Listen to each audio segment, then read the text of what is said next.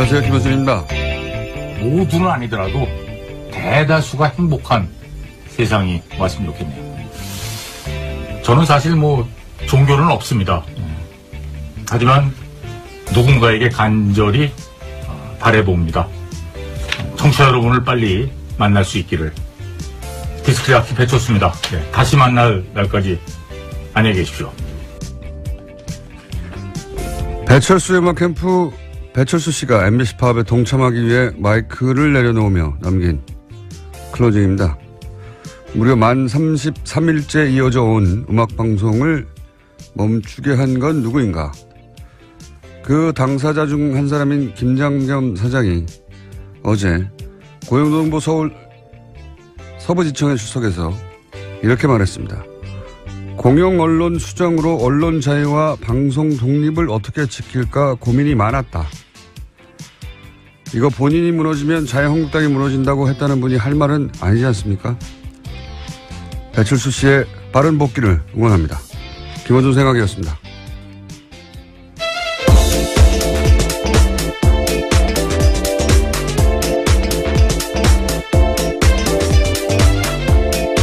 시사인의 김은지입니다.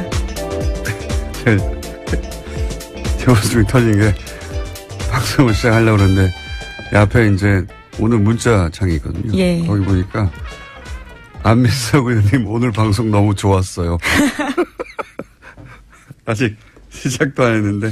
안민석 의원님이신가요? 네. 노자간실에서 아마 방송하기 전에 미리 보낸 게 아닌가. 이따가 해명을 분명히 하셔야 될 것 같습니다. 알겠습니다. 인사했나요, 우리가? 네, 했습니다. 네. 자, 첫 번째 뉴스는요? 네. 오늘 새벽 경찰이 사드 배치를 반대하며 시위 중인 성주 주민 등 400여 명을 해산시켰습니다. 이 과정에서 주민과 경찰 등 20여 명이 다쳤는데요. 곧 잔여 발사대 사드 4기가 추가 배치될 예정입니다. 이에 따라서 사드 한 대 포대가 마련됩니다. 주민 반대는 당연한 거죠. 그분들 입장에서 생존권의 문제고, 네. 본인 세대에 끝나는 게 아니라 이제 거기 배치되면 그 땅에서 이제, 그분들 자녀들도 계속 살아야 되기 때문에, 네. 당연한 것이고, 지금 국방부가 사드 이제 4기 추가 배치는 임시 배치라고 강조를 하긴 했어요. 네, 어제도 다시 그 입장을 재확인했는데요. 사드의 최종 배치 여부는 10에서 15개월 걸릴 것으로 예상되는 일반 환경 영향 평가를 한 뒤 결정한다라고 다시 한번 강조했습니다. 이게 굉장히 어려운 문제입니다. 왜냐하면은 지금 문재인 정부의 대북 그 스탠스는 강한 제재를 하면서 동시에 대화를 하겠다는 거잖아요. 예. 사드도 그 일환으로 지금 동원되는 와중인 건데. 애초에 사드가 반입이 안 돼 있었다면 이 사드를 레버리지로서 함께 좋았겠죠. 예. 사드를 가지고 미국하고 중국 사이에서, 중간에서 왔다 갔다 하면서 플레이하기 좋았을 텐데, 이게 대선 직전에 몰래 반입이 돼버렸단 말이죠. 이미. 이 시점에서 이제 다시 한번 되짚을 것은 제가 보기에는 몰래 반입한 사람들, 몰래 반입해놓고도 사실은 정권 출범하고 나서 반입 과정의 자체에 대해서 제대로 보고도 안 했지 않습니까? 그러니까 이게 사실은 우리 안보를 책임졌던 사람들인데 그 라인에 있던 몇몇이 사실상 미국의 이익을 돕고 그리고 우리 입장에서는 국가적 레버리지 수단 굉장히 중요한 수단인데 그걸 없애버려서 이런 국면에서 커다란 국가적 딜레마죠. 예, 그런 걸 안겨버린 책임을 굉장히 무겁게 물어야 된다고 봅니다. 예. 지금은 사실은 할 수 있는 게 별로 없어. 이 국면에서 옵션이. 예. 지금 할 수 있는 건 옵션이 확 줄어들어가지고 이미 들어와 있으니까. 중국에는 이제 임시 배치라고 말하면서 버퍼를 만들고 국내에도 그렇고. 미국에는 이런 식으로 사기를 추가 배치한다고 임시라는 토를 달고. 그러면서 환경 영향 평가로 시간을 버는 수밖에 없는 어려운 국면이 됐습니다. 현재. 사드 중국은 반발하겠죠. 당연히 여기에 대해서. 네, 즉각 반발했는데요. 즉각 배치 프로세스를 중단하고 관련 설비를 철거하라고 요구하고 있습니다. 광상 외교부 대변인이 어제 발표했는데 지역 전략 균형을 엄중하게 파괴시키고 중국을 포함한 지역 국가들의 안보 이익에 손해를 끼치며 동시에 한반도의 긴장과 대립을 악화시키고 있다라고 주장하고 있습니다. 중국 입장에서는 이렇게 말할 수밖에 없죠. 물론 현재 이 사드 발사대는 깡통이에요. 표현하기를 깡통이라고 보통 표현하는데 왜냐하면 발사할 게 없어요. 예. 저는 개인적으로 사드 배치에 반대합니다만은 지금 정부가 취할 수 있는 옵션은 정말 없다는 생각이 듭니다. 그다지 너무 옵션이 이미 들어와 있으니까 옵션이 적습니다.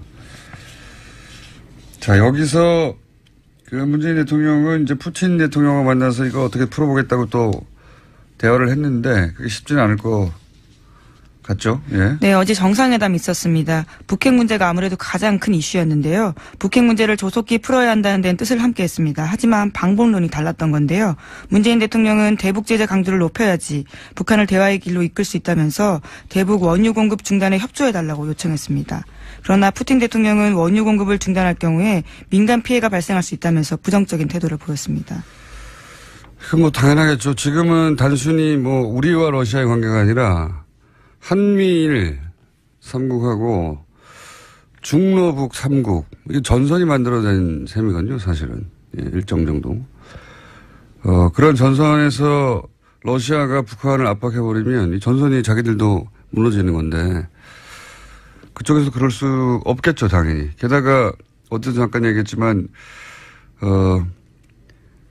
그 중국도 역시 핵을 개발할 때 60년대, 50년대 말 60년대, 64년까지 개발하는 동안 똑같은 경우를 당했었거든요.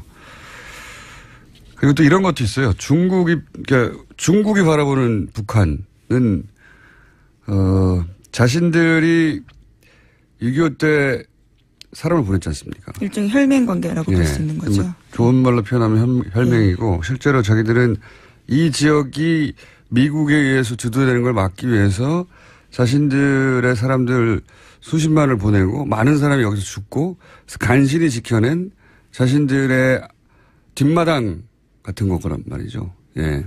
중국 입장에서 보자면.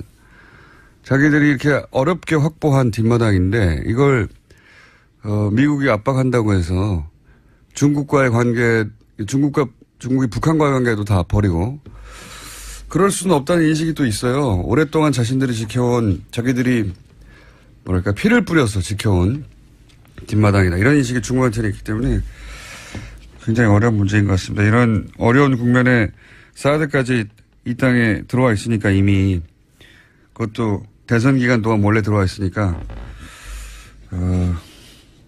방송엔 적합한 단어는 아니지만 환장할 일이죠. 예, 적합하지 않습니다. 적합하진 않지만 예. 적절한 표현이 생각이 안 납니다. 그 이상은 환장할 일입니다. 예. 그런 어려운 국면에 처해 있고 러시아도 사실 예상대로 여기서 북한을 더 몰아붙일 수 없다라고 답변을 한 것이고요. 이 가운데 더욱 사태를 어렵게 만드는 것은 또 트럼프예요. 예. 예, 무기 판매와 관련한 이야기들을 계속하고 있습니다. 네, 자기 잘했다는 거죠. 이 어려운 국면에 우린 지금 전쟁 나느냐 마느냐 이러고 있는데 트럼프는 이제 전쟁 위기를 고조시키는 발언을 계속해서 장사를 잘했다. 이제 이런 얘기를 했어요. 한국, 일본의 군사 장비를 표현도 참 구매하도록 허용할 것이다. 예. 그죠? 예, 자신의 트위터에 남긴 내용입니다. 이것도 무슨 성명으로 발표한 게 아니라 트위터에 썼습니다. 트럼프 대통령은 참 믿을 수 없는 사람인 게 서로 정상 간 얘기할 때 주고받는 게 분명히 있죠. 어느 일방이 이익만 보는 거래는 국가 간에 절대 없기 때문에 무기 얘기도 했겠죠. 뭐 이 기회에 우리가 필요한 것도 사기도 하고 혹은 트럼프 입장에서는 팔기도 하고. 그런데 그 상대국 입장 정리가 되기 전에는 서로 조용히 해주거나 묻어주거나 뭐 이래야 되지 않습니까? 보통 이런 거래를 하고 나서는. 근데 그냥 자기가 유리할 때 그냥 트위터에 그것도 틀림없이 모바일 폰으로 몇 줄 썼겠죠. 예, 전례도 있는데요. 핀란드와의 무기 거래와 관련해서도 이 똑같은 상황이 있었다고 합니다. 네. 그리고 뭐 다른 정상과의 대화력도 많이 유출됐죠. 실제로. 굉장히 이기적이고 즉흥적이고 이걸 이제 우리나라에서는 관종이라고 표현해요. 관종. 그것도 적절한 용어. 뭐 어떻습니까? 예, 관종이 예. 맞는데. 네. 네. 관심에 목말라 하는 일국의 대통령이 국가 간에 은밀하게 이야기된 내용을 바로 당일날 트위터에 쓴다는 건 있을 수 없는 일이거든요. 성명을 발표하는 것도 아니고 상대에 대한 예의나 수고 같은 건 뭐 전무하는 겁니다. 이건 국가 원수가 아니라 그냥 개인으로도 상대 못할 사람이에요. 제가 보기엔 뭐 이런 사람이 다 있어요. 심지어 구체적인 규모까지 이야기했는데요. 구매 규모는 상당히 증가한 양이 될 것이다 라는 내용도 트위터에 썼습니다. 그러면서 FTA는 폐기하자고 하고. 예. 그리고 또 군사적 옵션은 첫 번째가 아니다고 또 말을 바꾸긴 했어요. 또 말을 바꾸는 건 한두 번이 아니지만 참 상대하기 나쁜 사람입니다. 믿을 수 없는 사람입니다. 예. 뭐 미국 내에서도 그런 평가를 받고 있지만 그 한국과 관련된 일들이 벌어질 때마다 야 믿을 수 없는 사람이구나 하는 생각을 점점 할 수밖에 없습니다. 자, 이런 일들이 벌어지고 있고요. 현재. 다음 뉴스는요. 예, 댓글 관련된 소식도 계속 전해드리고 있는데 이번에는 군 관련입니다. 2012년 국군 사이버사령부의 정치 댓글 공작에 대한 재조사가 시작됐는데요. 이 와중에 군의 최초 수사 때 조직적인 증거인멸이 있었다라는 증언이 나왔습니다. 2013년 의혹이 불거지고 국방부가 조사에 착수하자 곧바로 증거인멸이 시작됐다라는 건데요.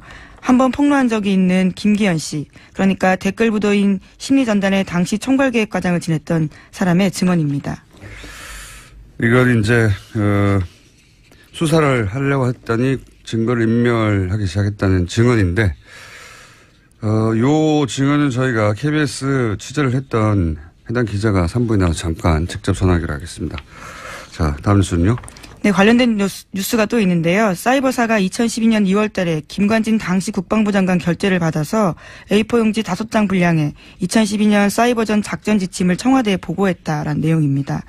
이깁 군사 기말인 이 문건에는요. 19대 총선과 18대 대선 등 급변하는 정세에 맞춰서 사이버 심리전을 계획해야 한다라는 내용이 있다고 합니다. 저는 이 문건이 하나씩 나올 때마다 아니 군이 왜 총선과 대선을 걱정하면서 심리전을 준비합니까? 군대가 아니었어요. 이 보수 정권이 맨날 안보 하는데 이게 무슨 안보예요. 권력이 자기 권력을 놓지 않으려고 예. 국정원이고 군이고 다 심부름센터를 만든 거 아니에요. 그게 이제 문서로 그런 심증만 있다가 문서로 이제 하나씩 나오는 거죠. 군이 왜 19대 총선 18대 대선을 대비해서 심리전을 계획했다고 그걸 청와대에 보고를 해요. 예. 국방장관 결재를 받아가지고. 참네. 그런데 그때 참여했던 그 책임자들 사이버 사령부는 집행유예. 예, 당시의 사령관들 같은 경우에는요. 집행유예와 선고유예를 각각 받고 있는 상황입니다. 아직 2심이 계류 중이긴 한데 1심에선 그렇게 아주 낮은 형이 나왔습니다. 네. 뭐 죄도 아닌 것이죠. 이건 집행유예. 자, 그런 문서들이 나오고 있습니다. 자, 다음 뉴스는요. 네, 검찰이 2011년 KBS의 민주당 도청 의혹 사건에 대해서 재수사에 들어갔다라는 겁니다. 2011년 KBS 장모 기자가 민주당 대표회의실을 몰래 녹음해서 한성교 당시 한나라당 의원에게 내용을 전달했다라는 의혹인데요. 당시 보도 책임자였던 고대영 사장은 2015년 인사청문회에서 해당 의혹을 부인한 바 있습니다. 하지만 지난 6월 달에 언론노조 등이 다시 고발장을 냈고요. 검찰이 재수사에 착수한 겁니다. 좀 오래된 뉴스인데 이것도 역시 이명박 정부 시절이에요. 예, 이명박 정부 시절에 야당이 대표실에서 야당이 모여서 이제 회의를 하는데 그거를 이제 KBS 모 기자가 몰래 녹취를 했고 그거를 여당의 의원한테 건네줬다는 거죠. 예, 그래서 그 내용을 그대로 읽었습니다. 한성교 의원이요.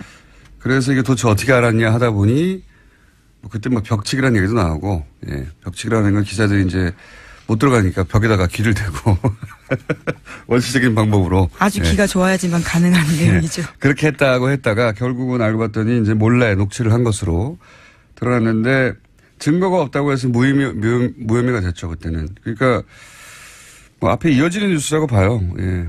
국정원도 정권 권력이 자기 정권을 지키기 위해서 동원이 됐고 군도 선거에 이런 식으로 개입을 했고. 공영방송의 기자도 사실 야당 도청원에서 여당에 제공하고 뭐 이런 일이 있었던 거죠. 예. 예, 그래서 당시 그 해당 기자한테 자택 압수수색까지 들어갔었는데요. 휴대폰과 노트북이 없었습니다. 자신을 잃어버렸다고 주장하면서요. 제대로 수사가 진행되지 않았던 거죠. 뭐 잃어버렸을 수는 있습니다만 절묘하게 잊어버린 거죠. 어쨌든 그래서 다 위야무야된 사건인데 따지고 보면 또 굉장히 또 큰 일인 거죠. 예. 공영방송 기자가 야당을 몰래 도청을 해서 그걸 여당 중진 의원에게 주고 그걸 또 공개해서 공격하고 이런 일들이 있었다는 거죠. 예, 도청 자체도 큰일인데요. 정치 개입까지 했다면 정말 큰일인 거죠. 그럼 군도 국정원도 공영방송도 그런 일들에 다들 동원이 됐었다. 이런 뉴스로 들으시면 될 것 같고. 자, 벌써 2, 3분밖에 안 남았네요. 브리핑할 시간이. 자, 또 어떤 일이 있었습니까? 네, 항공우주산업 그러니까 카이에서 부정취업 청탁이 있었다라는 내용들이 나왔었는데요. 여기에 부정취업 청탁을 했던 사람의 이름이 특정됐습니다. 이정현 전 새누리당 대표 친동생인 2학년 YTN 콘텐츠 제작팀 부국장인데요. YTN은 이 부국장에 대해서 대기 발령을 내렸습니다. 그렇군요. 이정현 전 새누리당 대표 친동생 이모 YTN 부국장이 조카를 하필이면 또 그 지금 문제가 되는 카이에 항공우주산업 카이에 부정 입사시켰다는 의혹이 제기됐는데 방송국에서 의혹 제기만으로 대기 발령을 내지는 않는데 보통 대기 발령을 냈다는 건 방송국 내에서 문제가 됐다는 얘기네요. 제대로. 네, 수사가 진행되면 그에 따라서 인사조치도 밝기로 했다고 YTN이 밝히고 있습니다. 이분이 그 노정면 기자라든가 그분들한테는 자리를 주면 안 된다 이렇게 말했던 그분 맞죠? 네, 그래서 노조에서는요. 네. 소위 적폐 인사라고 규정하면서 문제 제기해왔던 인사입니다. 그러니까요. 그 해직 기자들 복직하면 자리를 주면 안 된다 등등의 발언을 해서 문제가 됐던 보도를 내가 본 적이 있는데 그분이 이제 이렇게 연루된 거군요. 네. 알겠습니다. 방송국에서도 이런 일이 있고요. 또 다음 뉴스는요? 네, 도널드 트럼프 미국 대통령이 현지 시각으로 5일에 다카 프로그램을 폐지한다고 공식 발표했습니다. 다카 프로그램은 불법 입국 붕호를 따라서 미국에 들어온 88만 명의 불법 체류 청소년들의 추방을 유예하는 프로그램입니다. 오바마 대통령이 도입한 프로그램인데요. 5년 만에 뒤집어진 겁니다. 이게 이제 이런 거거든요. 아이들은 잘못이 없다 이거거든요. 한마디로 이 다카 프로그램의 정신이라는 건 부모들이 예를 들어 먹고 살기 위해서든 어떤 이유에서든 불법으로 체류하고 있다. 어떤 비자가 만료됐는데도 계속 체류하고 있다든가 그렇다고 해서 부모들을 추방할 수는 있지만 아이들은 아무것도 모른 채 왔잖아요. 혹은 와서 낳은 아이들도 있어요. 예. 아니면 2-3살 때 온 아이들도 있고 이 아이들은 이미 미국에서 미국 교육을 받고 미국인이 돼버렸거든요. 이 아이들은 아무 죄가 없다. 그러니까 인도주의적 차원에서 유예하자. 추방에 대해서 이런 프로그램이고 사실 유럽에도 많이 있어요. 네, 최소 5년을 살면 드리머라는 이름을 불러주면서 그런 추방을 유예하는 거죠. 그래서 이제 불법을 저지르지만 않으면 죄를 짓지만 않으면 취업을 할 기회도 주고 그렇게 프로그램을 만들었는데 이제 오바마 때 만들었는데 유럽에서는 이미 이런 게 있었었고 근데 이제 미국에서도 오바마 때 이게 만들어졌는데 다카 프로그램이라고 이걸 트럼프가 이제 다 상관없다. 다 나가라 그냥. 다카 프로그램이 불법이라고 주장하면서 지난 대선에서도 공약을 했고요. 그래서 지금 6개월 동안의 폐지 유예 기간을 가지고 의회가 후속 입법 조치해달라고 이야기했습니다. 그러니까요. 이게 이제 이 인원들 중에는 사실은 미국 자체가 이렇게 해서 만들어진 나라 아닙니까? 이민자의 나라죠. 네. 자기들끼리 처음에 와가지고 인디안한테서 땅 뺏어서 만든 나라잖아요. 트럼프 본인도 이민자예요. 예. 아버지 세대지만. 가족들이 다 그렇죠. 독일에서 그것도. 본인이 독일에 왔다는 건 숨겼죠, 처음에는. 예. 재밌습니다. 트럼프 대통령. 몹쓸 사람입니다. 제가 보기엔. 저는 정부에 있는 사람도 아니고, 제 생각이 그러니까 그냥 말할 수 있죠. 예. 몹쓸 사람입니다. 제가 보기엔 아주. 자, 오늘 여기까지 해드릴 것 같습니다. 시사인의 김은지였습니다. 감사합니다. 안녕하세요. 김현수입니다. 모두는 아니더라도 대다수가 행복한 세상이 왔으면 좋겠네요. 저는 사실 종교는 없습니다. 하지만 누군가에게 간절히 바라봅니다. 청취자 여러분을 빨리 만날 수 있기를. 디스크리아키 배쳤습니다. 네, 다시 만날 날까지 안녕히 계십시오. 배철수 음악 캠프 배철수 씨가 MBC 파업에 동참하기 위해 마이크를 내려놓으며 남긴 클로징입니다. 무려 만 33일째 이어져 온 음악방송을 멈추게 한 건 누구인가? 그 당사자 중 한 사람인 김장겸 사장이 어제 고용노동부 서울 서부지청에 출석해서 이렇게 말했습니다.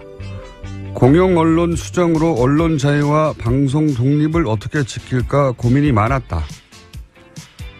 이거 본인이 무너지면 자유한국당이 무너진다고 했다는 분이 할 말은 아니지 않습니까? 배철수 씨의 빠른 복귀를 응원합니다. 김원준 생각이었습니다.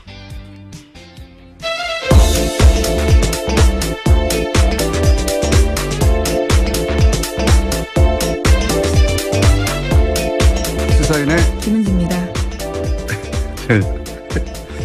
제 웃음이 터진 게 방송을 시작하려고 그러는데 앞에 이제 오늘 문자창이 있거든요. 예. 거기 보니까 안민석 의원님 오늘 방송 너무 좋았어요. 아직 시작도 안 했는데. 안민석 의원님이신가요? 네. 보좌관실에서 아마 방송하기 전에 미리 보낸 게 아닌가.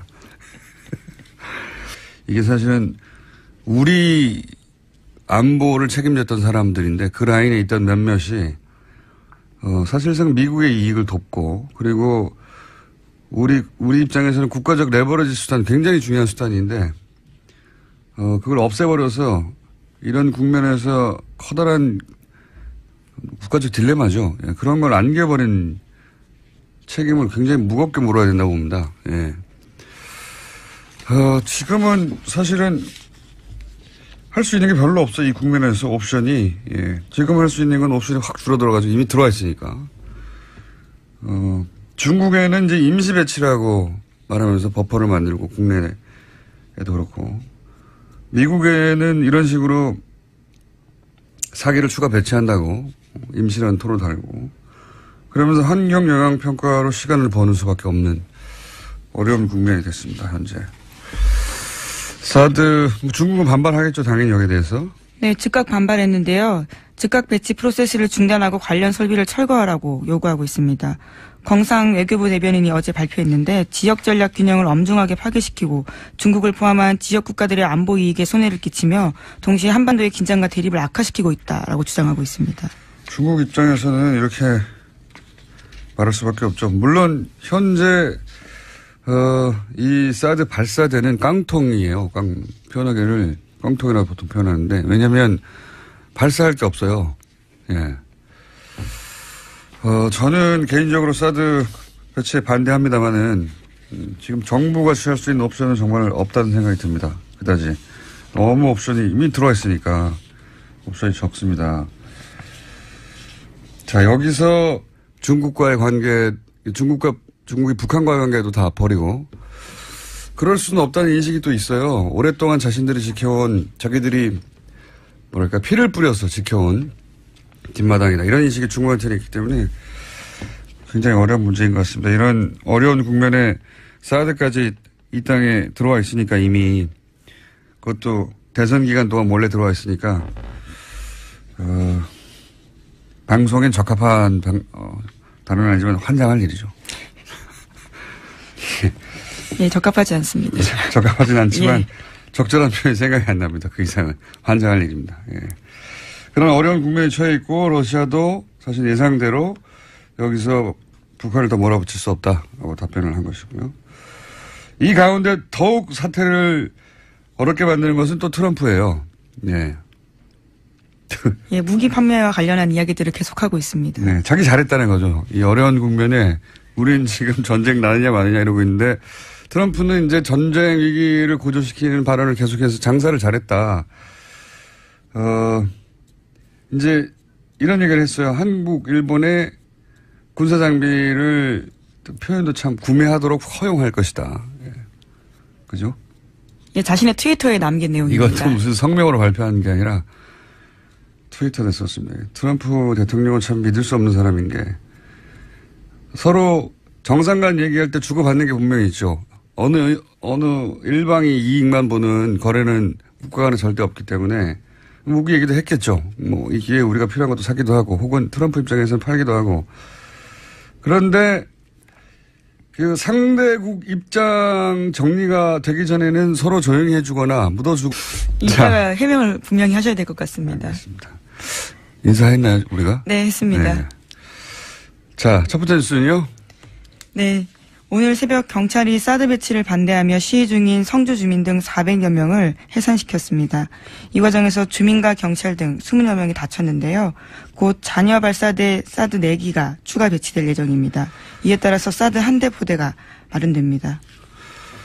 주민 반대는 뭐 당연한 거죠. 그분들 입장에서 생존권의 문제고, 네.